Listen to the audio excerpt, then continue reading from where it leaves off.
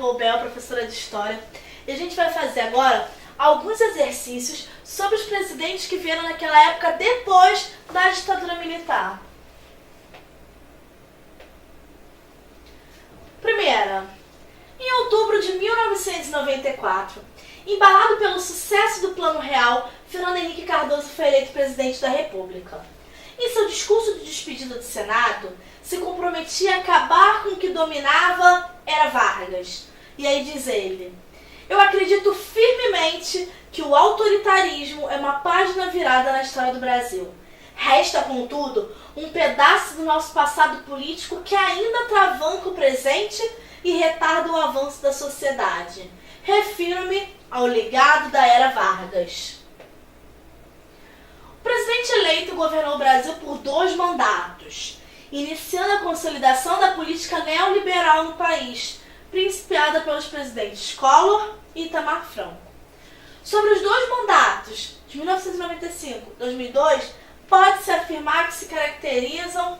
Bom, então ele fala, nesse discurso de posse, que acabou a era Vargas. Então, o que ele quer dizer com isso? Quais são as características desse governo?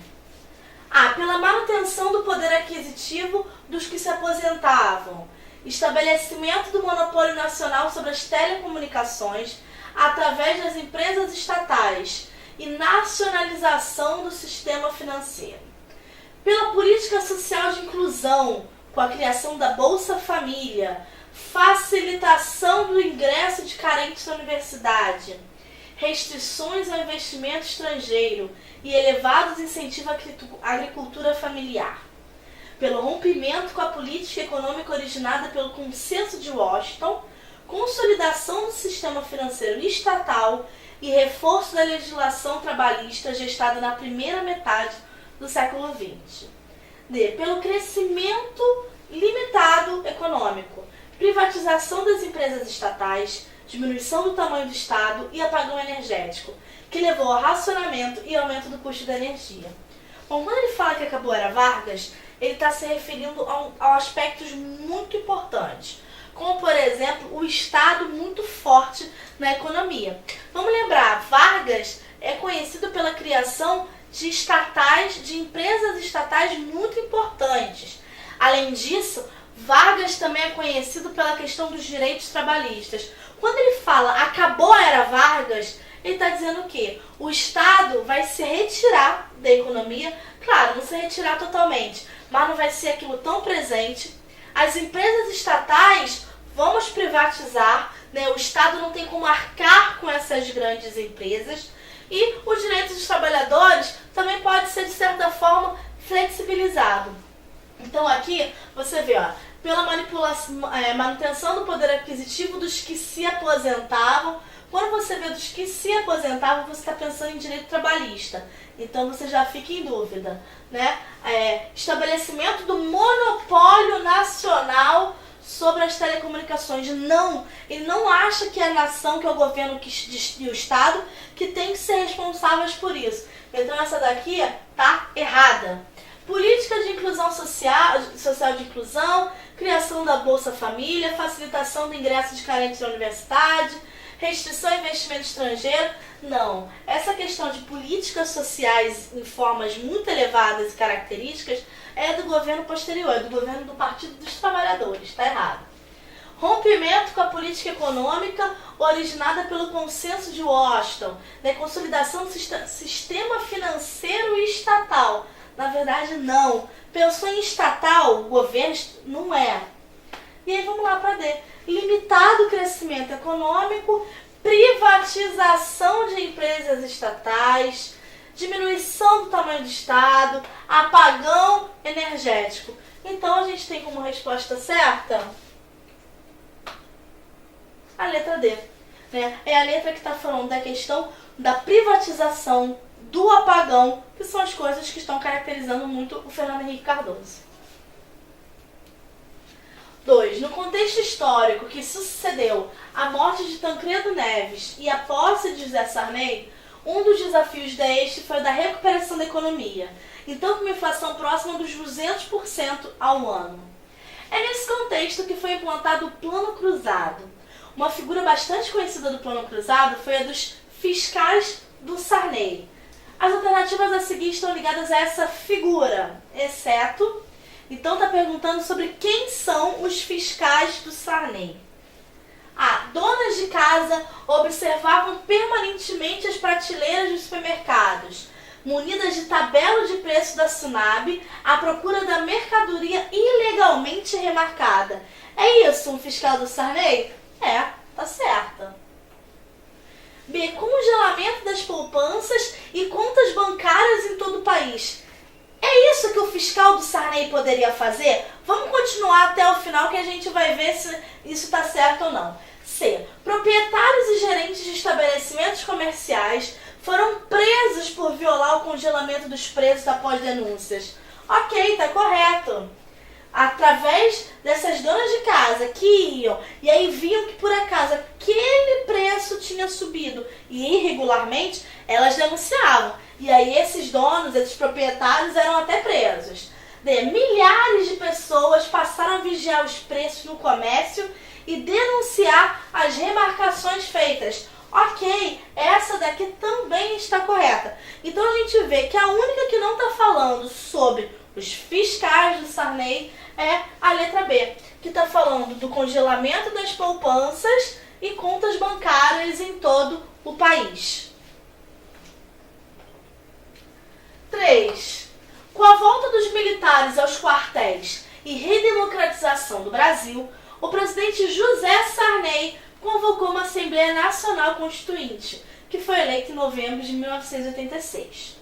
Em 5 de outubro de 1988, foi promulgada aquela que ficou conhecida por Constituição Cidadã. Assinale, entre as alternativas, aquelas que apresentam alguma novidade incorporada ao texto constitucional de 88. Olha só, uma Constituição fala sobre diversos aspectos. Sendo a Constituição aquele conjunto de leis máximas que regem um país, ela poderia estar falando sobre um monte de assunto. Só que quando a questão diz pra gente, olha só, conhecida por Constituição Cidadã, já está dando pra gente indício do que está esperando, do que quer que responda. É sobre a questão da cidadania, dos direitos de cidadão brasileiro. Pensou nisso? Agora você lê as respostas. A. Ampliação da cidadania com a extensão do direito de voto aos analfabetos. B. Ampliação da cidadania com extensão do direito de voto aos maiores de 16 anos, voto obrigatório. C. Instituição da reeleição para a presidência da República e mandato presidencial de 5 anos. D. Voto universal obrigatório para maiores de 18 anos, exceto analfabetos, soldados e cabos. E o direito do presidente de baixar decretos com força de lei. Vamos fazer o seguinte, vamos ver o que cada um está errado? Começando de baixo para cima. Voto universal obrigatório para maiores de 18 anos, exceto analfabetos. Não, na verdade os analfabetos eles podem votar. Então por isso aqui essa questão está errada. C. Instituição da reeleição para a presidência. A gente já pode parar aí, que isso não vem da Constituição de 1988. Isso vem numa emenda votada durante o governo do Fernando Henrique Cardoso. Então isso aqui está errado.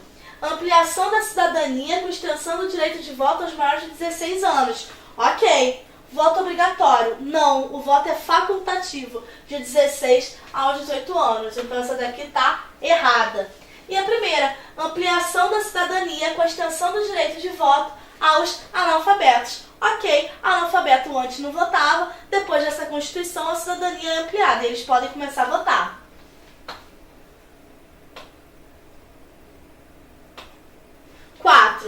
Na história da República Brasileira, a eleição de Lula foi um fato inédito em decorrência. Então tá vendo o seguinte, não tá perguntando em uma característica específica, mas o porquê dessa eleição ser importante. Então vamos lá. De haver setores do Exército Nacional interessados em realizar um golpe para impedir sua posse. De ter sido ele um grande intelectual acadêmico, criando grandes esperanças no desenvolvimento econômico e cultural do país. Dele ter sido o primeiro operário membro de um partido de esquerda a governar o país.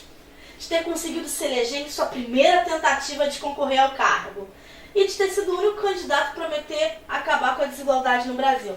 Vamos lá, você acha que ele foi o único candidato que prometeu acabar com a desigualdade? Num país de desigualdade, para o candidato ganhar, ele tem que falar isso. É só lembrar que o Collor, por exemplo, ele entrou, basicamente porque ele tinha o apoio de empresários, classe média, mas ele também defendia os descamisados. Você tem que ser, os candidatos todos se mostravam sensíveis a essa questão da desigualdade social. Então isso daqui está errado.